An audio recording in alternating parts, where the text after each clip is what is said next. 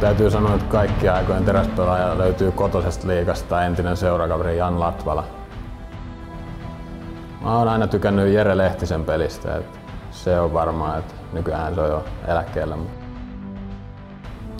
Kyllä täytyy ainakin olla fyysisesti timanttisessa kondiksessa ja tietysti asenne täytyy olla ihan 100, että se paistaa tonne katsomaan. Mä pyrin tasapainottamaan meidän kentällisen peliä aina, että vahvaa kahden suunnan hyökkäystä ja puolustusta. Siviilissä varmaan on aika helppo lähestyä ja pyrin ottaa kaikki huomioon. Mä oon vieläkin tänä päivänä odottanut, että kun mä pystyn tekemään 3 maalia pelissä, että sit kysytään sen jälkeen, miltä nyt tuntuu. Ja hyvältähän se tuntuu.